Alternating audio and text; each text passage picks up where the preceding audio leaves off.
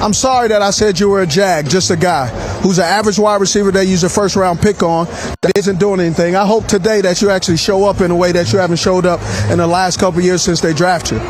So if you ever got a problem with Agent 89, I'm sorry for saying that you're an average wide receiver that they eventually will move on. And when teams call me and asking, should they trade for you, I will say no, don't trade for Jerry Jeudy because he's mentally unable to handle constructive criticism from people who watch specifically, can he be a wide receiver?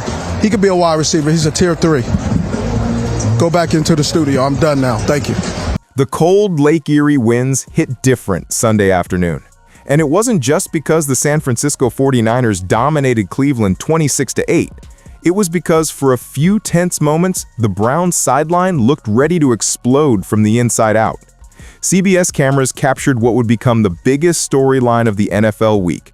Rookie quarterback Shedeur Sanders and star receiver Jerry Jeudy got into a heated, animated, impossible-to-ignore argument over a sideline tablet. Jeudy clapped his hands hard and aggressively. Sanders stood up and shook his head right back. Just like that, the relationship between quarterback and receiver became the most talked-about connection in football. Meanwhile, Jerry Jeudy can drop every damn pass. Jerry Jeudy can sulk like a baby. He can scream at the young quarterback, which is not what that kid needs. And you need to understand, Jerry, you're not making Shedeur or honestly any of the young quarterbacks better by doing that.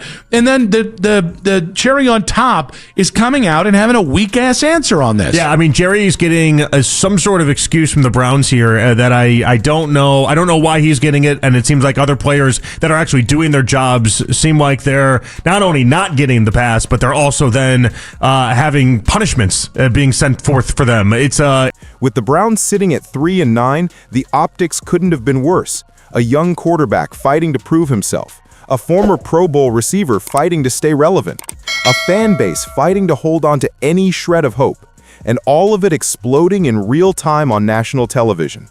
But like most sideline controversies, the real story is deeper, more complicated, and far more human than the headlines suggest. The glaring things that I see wrong with Shedeur is his feet in the pocket are absolutely a train wreck. The reason why Jerry Jeudy got mad is not because he overthrew him. He missed him in the first window. He should have thrown it sooner, been ready to throw it. Jerry would have caught it, run out the back door for a touchdown. Now, Jerry shouldn't have done that. I got that. But anyway, that's why he was angry. His anticipation's not there. When he's asked to make a play with the concept, other than the touchdown pass, which was a great throw, great play, he struggles with where his eyes are, where his feet are. He had a dagger wide open. He threw the check down, overthrew it. He had Jerry Jeudy on a sail cut, went right to the check down. So all the reasons you guys hated Dylan Gabriel because he went to the check down, we're seeing the same thing. So I don't know if they're taught like this. I know they had some offensive line issues. Maybe he felt pressure. So of his completions, 9 or 10 of them were within 2 yards of the line of scrimmage. I mean, he had too many ops to throw down. Yeah, but what I'm saying is with ops that he did have, the one completion he got his arm hit, he made a terrible read on that. The first read, the tight end going across the face of the safety. That's number one. If safety says no, you go right now, bang.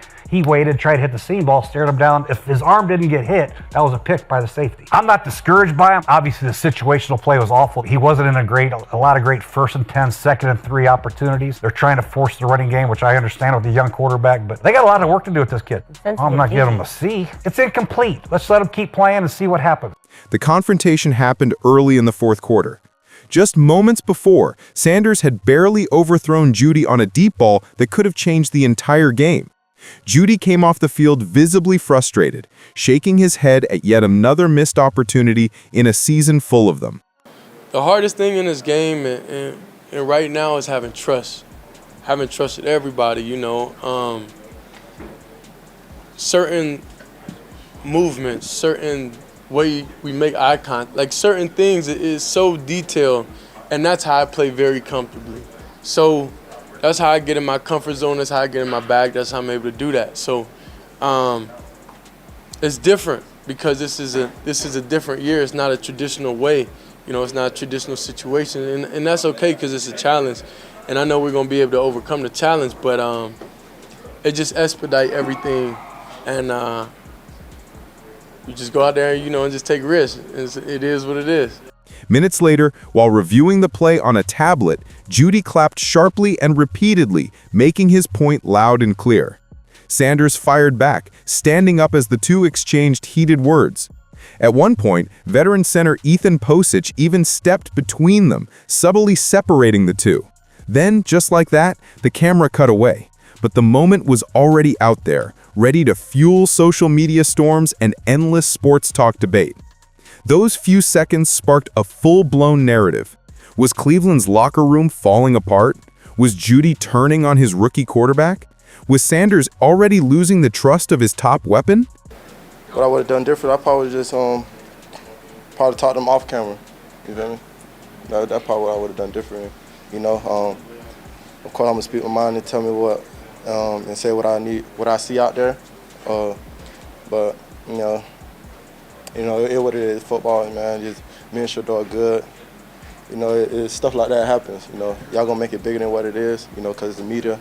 You know, that's what y'all feed off of, negativity. You know, but it is what it is. This is the life we live. So, you know, we move on from it. And I live a real life. You know, so what happened around in this locker room, you know, this real. Now what's going on social media and everything. So me and Shedeur good, everything good, man. We gravy over here. By Wednesday, both players set the record straight. Not only was it not a feud, it was exactly the kind of heated moment that happens in every competitive NFL locker room. When Sanders faced the media midweek, he showed zero defensiveness. Instead, he delivered calm, measured clarity. "We resolved that," Sanders said plainly. "We're not going to speak on that."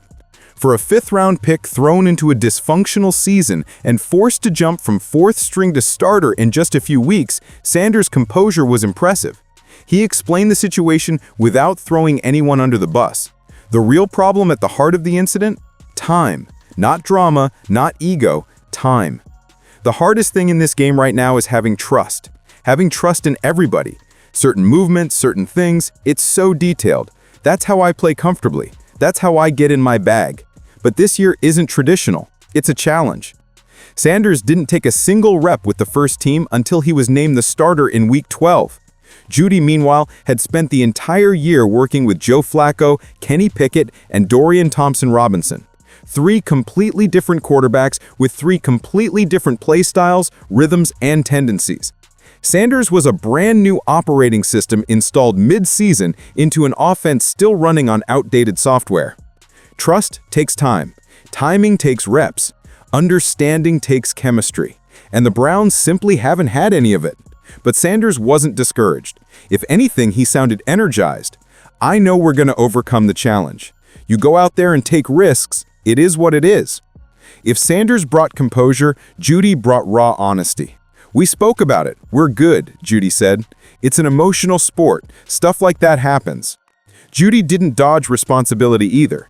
He admitted that if he could do it over, he would have handled it differently. "I probably would have talked to him off camera. That's what I would have done differently. I'm going to speak my mind and say what I see out there, but it is what it is, football." But then he turned his attention outward, toward the media, the fans, the narrative swirling around him. "Y'all are going to make it bigger than what it is because the media feeds off negativity. I live in real life. Whatever happens in this locker room, that's real, not social media. Me and Shedeur are good." It was one of Jeudy's most unfiltered moments in years. This season has been brutal for him.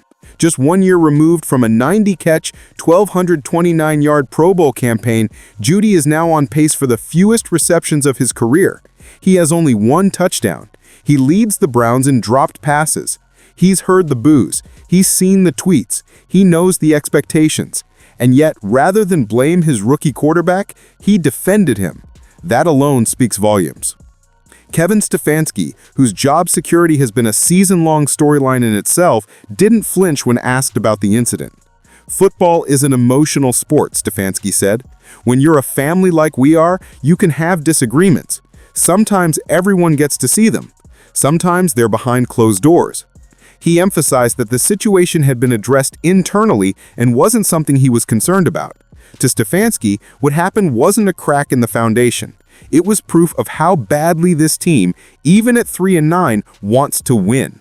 And in a strange way, he might be right. If you have a sideline without arguments, without passion, without fire, then you have a team that's already quit. The Browns, for all their dysfunction, clearly haven't. The most telling part of Sanders' post-game comments wasn't about the sideline stat at all. It was about how hard it is to build chemistry on the fly. This team is not going to be a microwave thing, Sanders said. It takes time to develop chemistry with everybody, to be on the same page with Jerry. A microwave offense. That's what Cleveland has tried to be for years. Quick fixes, quick changes, quick quarterbacks, quick collapses, but Sanders is refusing to play that game. He's talking about process, connection, consistency, reps, things the Browns haven't given a rookie quarterback in decades. Sunday's loss to the 49ers was only Sanders' second NFL start.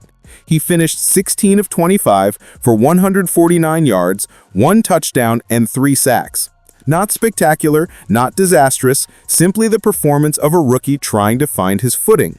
Jeudy finished with 3 catches for 26 yards. Not spectacular, not disastrous, simply the performance of a receiver stuck in an offense still learning how to breathe. But the moment between them, the argument, the tension, the confrontation was spectacular in its symbolism. It was two competitors demanding more from each other than the scoreboard reflected. It was frustration born from expectation, not apathy. It was pressure boiling over because both men know the offense should be better. And most importantly, it was already handled. Sanders will start again Sunday against the Titans. Jeudy will line up wide, expecting the ball. And every practice rep between now and kickoff will either strengthen or strain the fragile chemistry they're trying to build.